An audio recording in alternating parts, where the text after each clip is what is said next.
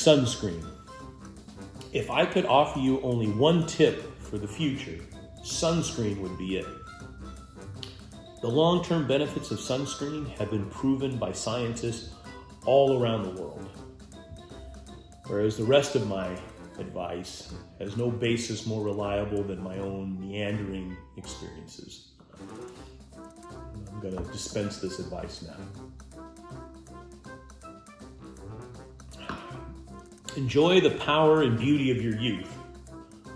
Although, never mind, you will not understand the power and beauty of your youth until they have faded. But trust me, in 30 years, you'll look back at photos of yourself and recall in ways you can't imagine now how much possibility lay before you and how fabulous you actually looked.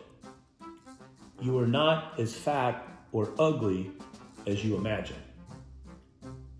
And don't worry about the future, or if you must worry, know that worry is like paying interest on a debt you may not owe. The real troubles in your life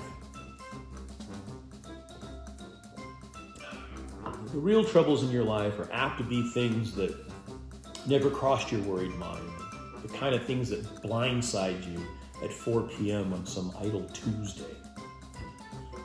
Do one thing every day that scares you. Don't be reckless with other people's hearts, and don't put up with people who are reckless with yours. Floss. Don't waste time on jealousy. Sometimes you're ahead, sometimes you're behind. The race is long, and in the end, it's really just with yourself. Remember the compliments you receive, and forget the insults. If you succeed in doing this, please share it with me. Keep your old love letters, throw out your old bank statements. Don't feel guilty if you don't know what to do with your life. The most interesting people I know didn't know at 22 what they wanted to do with their lives, and some of the most interesting 50-year-olds still don't. Get plenty of calcium, get plenty of rest. Be kind to your knees. You'll miss them when they're gone. Maybe you'll marry. Maybe you won't. Maybe you'll have kids. Maybe you won't. Maybe you'll divorce at 40. Maybe you'll dance the funky chicken on your 75th wedding anniversary. Whatever you do, don't congratulate yourself too much or berate yourself either. Your choices are half chance. So are everybody else's. Enjoy your body and use it in any way you can. Do not be afraid of what other people think of it. It is probably the greatest instrument you will ever own. Dance, sing, even if you have no place to do it but in your own living room. Dance, sing. Read the directions, even if you don't plan on following them. Do not read beauty magazines. They will only make you feel fat and ugly. Get to know your parents. You'll never know when they'll be gone for good. Be kind to your siblings.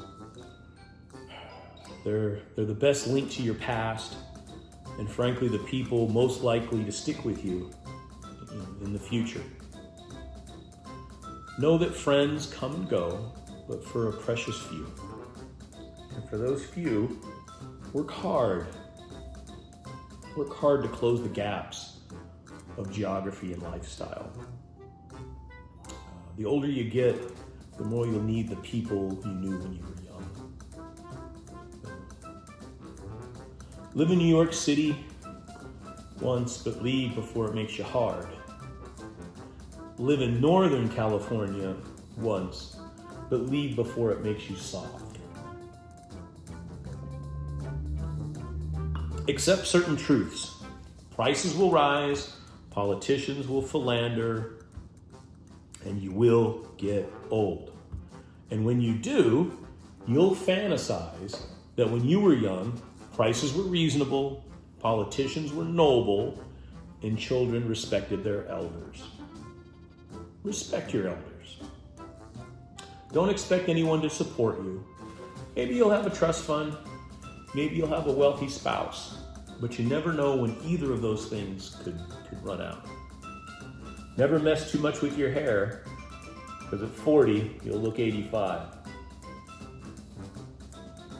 And probably most important, be careful whose advice you buy and be patient with those who supply it. Advice is a form of nostalgia, and dispensing it is a way of fishing things from the past, wiping them off, painting over the ugly parts, and recycling it for far more than it's worth.